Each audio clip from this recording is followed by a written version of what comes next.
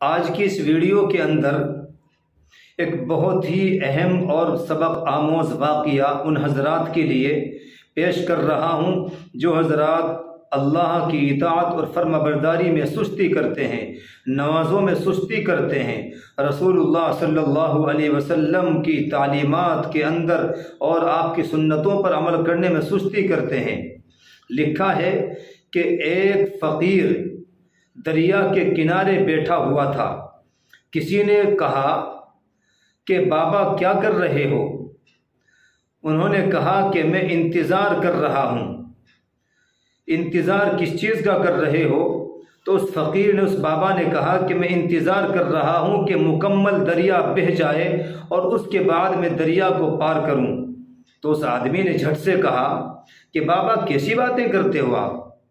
اگر آپ مکمل دریا کے بہنے کے انتظار میں بیٹھے رہیں گے تو آپ کبھی بھی دریا پار نہیں کر پاؤ گے، اس لیے کہ دریا تو بہنا بند ہوگا ہی نہیں، اور جب دریا بہنا بند نہیں ہوگا تو پھر آپ دریا کو پار بھی نہیں کر سکو گے، آپ کا یہاں بیٹھنا بیکار ہوگا۔ تو اس فقیر نے، اس بابا نے، وہ بہت پہنچا ہوا تھا اللہ والا، اس نے کہا کہ یہی بات تو میں تم لوگوں کو سمجھانا چاہتا ہوں کہ تم لوگ جو آج کل یہ کہتے ہو، ہمیشہ یہ کہتے رہتے ہو کہ اپنے کاموں سے، اپنے دنیا کے دھندوں سے فارغ ہو جائیں، اپنی ذمہ داریوں سے فارغ ہو جائیں، ذمہ داریاں پوری ہو جائیں تو ہم پھر نمازیں بھی پڑھیں گے، قرآن کریم کی تلاوت بھی کریں گے، اللہ کی اطاعت بھی کریں گے، حج بھی کریں گے، زکوٰۃ بھی ادا کریں گے۔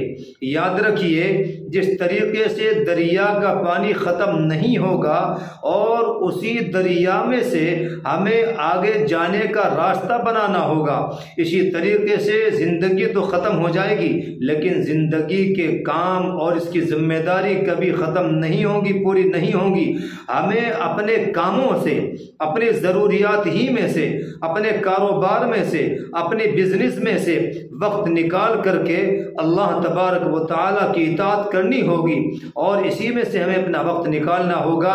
آج کل جو ہمارے نوجوان بہانے بناتے ہیں، ان سے کہا جائے کہ محترم نماز پڑھیے تو کہتے ہیں کہ جی ہمارے کپڑے خراب ہیں۔ کتنی غیرت کی بات ہے، کتنی شرم کی بات ہے کہ مسلمان اور اس کے کپڑے خراب ہوں، وہ ناپاک ہو، اس کو چین کیسے آتا ہے، اس کو کیا نام، اس کو چین اور نیند کیسے آتی ہے؟ اس کو اللہ کا خوف نہیں رہتا کہ ایک مسلمان ناپاک پھر رہا ہے، وہ زمین جس پر وہ چل رہا ہے، وہ کپڑے جس کو وہ پہن رہا ہے، ناپاکی کی حالت میں بغیر عذر کے پھر رہا ہے، وہ لعنت کرتے ہیں اس کے اوپر۔ تو اس لیے ہمیں اپنی ان ضروریات ہی میں سے، ان کاروبار میں سے، دکانوں میں سے وقت نکال کر کے اللہ کی اطاعت کرنی ہوگی۔ اللہ ہمیں عمل کی توفیق عطا فرمائے۔